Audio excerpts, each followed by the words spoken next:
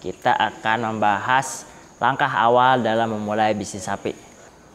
Untuk modal awal sekitar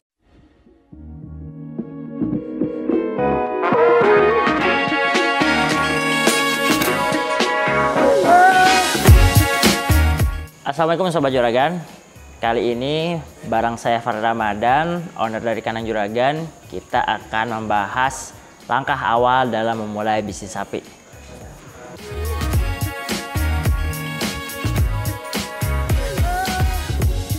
Nah, gimana awal mula rintis bisnis sapi? Sebenarnya waktu kalau saya pribadi dari kuliah ya. Jadi pas mau lulus itu di tingkat akhir kan bingung nih habis ini mau apa ya, mau usaha apa, kalau misalkan mau kerja ngapain. Pada akhirnya singkat cerita pas lagi momentum kurban, akhirnya mendekati kurban tuh, saya waktu itu pas Idul Fitri. Nah itu akhirnya saya kepikiran, oh jualan hewan kurban aja nih, kita coba. Nah ternyata di tahun pertama itu ya lumayan lah menghasilkan gitu. Saya dari awalnya jualan 30 ekor kambing domba.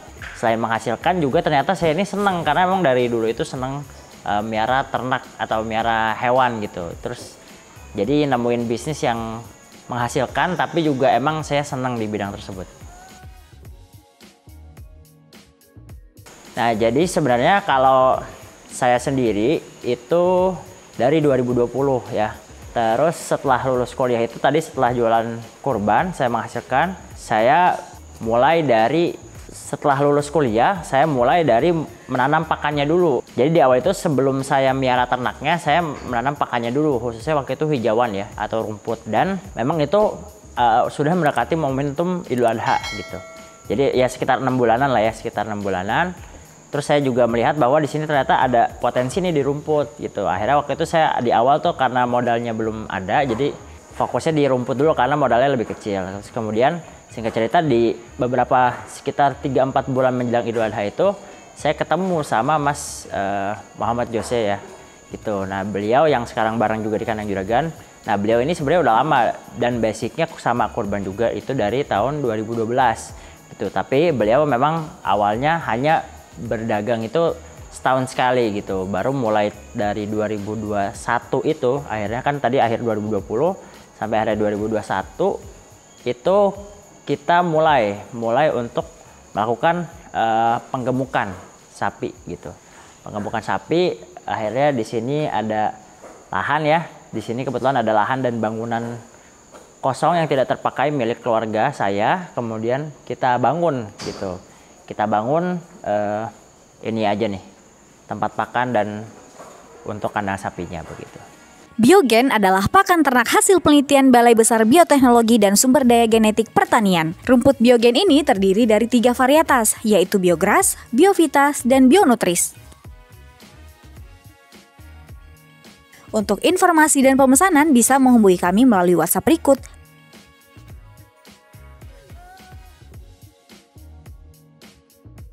Saat ini di kandang kita ini ada 59 ekor ya kalau untuk penggemukan. Nah kebetulan sih yang 27 ekorannya ini punya seorang teman juga yang nitip ya di sini untuk recovery sebulan awal, jadi baru belanja nih sapinya. Tapi insya Allah kalau misalkan biasanya kalau kita untuk penggemukan itu sekitar 50 ekoran lah gitu. Nanti juga bulan atau awal 2023 itu kita bakal ngisi lagi sih, jadi ngisinya pelan-pelan gitu. Nanti baru memang momentum terbesarnya itu nanti saat Idul Fitri dan Idul Adha. Ada 80 ekor sapi dan juga 242 ekor kambing dan domba gitu. Karena memang kita lagi baru buka pasar lagi ya di daerah Bogor, karena sebelumnya kita mainnya di daerah Depok. Jadi di Bogor ini pasarnya baru gitu sih. Dan alhamdulillah responnya cukup baik dari para konsumen, dan harapannya sih di tahun 2023 ini kita bisa expand lebih lagi untuk Idul Adha dan juga pasar-pasar lainnya. Nah tahun ini sebenarnya kita juga membuka program investasi ya untuk proyek penggemukan sapi yang akan dijual pada saat Hari Raya Idul Fitri dan Idul Adha. Nah tapi untuk gelombang pertama investasi ini itu sudah ditutup dulu ya. Jadi udah terkumpul gitu, dan nanti ya ada kemungkinan sih nanti buka lagi untuk program-program investasi berikutnya. Kalau misalkan mau info lebih lanjutnya ya pantengin aja sosial media Kanang Juragan. Bisa di Instagram, YouTube atau Facebook. Hal yang terpenting yang dibutuhkan itu sebenarnya ilmunya dulu ya. Jadi kalau misalkan kita nggak punya ilmunya ya percuma aja gitu. Jadi jangan sampai kita hanya modal nafsu aja gitu. Itu yang sering terjadi soalnya. Kita punya modal besar, kita bangun, tapi ternyata ilmunya belum siap gitu loh. Jadi memang harus ilmunya dulu yang dipersiapkan gitu sih. Ilmunya bisa didapat sebenarnya dari kita silaturahmi ya. Silaturahmi ke peternak-peternak yang sudah lebih senior gitu, termasuk itu juga yang saya lakukan sebelumnya. Atau bahkan kita bisa belajar dulu ke tempat orang lain gitu. Atau ya kalau nggak kitanya ya tenaga kerja kitanya gitu. Jadi memang harus disiapkan dulu ilmunya, dan harus tahu ya kemampuan dari kita gitu. Kita kemampuannya berapa ekor dulu gitu. Dari secara modalnya, kemudian juga kapasitas untuk mengelolanya gitu sih.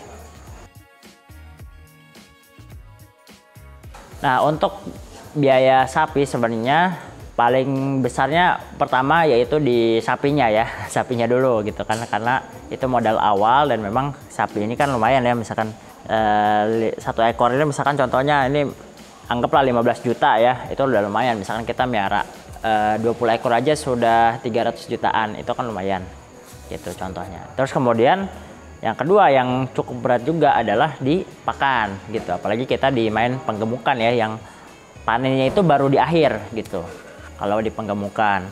Nah itu yang kedua. Jadi biaya operasionalnya itu biasanya kalau untuk pakan itu 70-80%. Itu juga yang kita alami. Jadi sisanya baru dibagi-bagi tuh, ada tenaga kerja, ada listrik, ada bensin dan sebagainya. Operasional yang lain-lainnya seperti itu. Berpengaruh sebenarnya, pasti lebih efisien. Tapi kan selain efisien kita juga harus mempertimbangkan efektivitas. Misalkan untuk penggemukan. Sekarang ini kita untuk penggemukan menggunakan konsentrat. Kita mengeluarkan memang secara uang lebih banyak, tapi kan kita juga mengefektifkan atau mengefisienkan waktu gitu. Jadi waktunya pasti lebih singkat, dan juga biasanya hasilnya memang bagus juga untuk pertumbuhan si ternaknya, meningkatkan produktivitas dari si ternaknya. Atau misalkan dalam hal ini kalau sapi penggemukan ya naik bobotnya atau kenaikan berat badan dari sapinya itu lebih cepat gitu sih.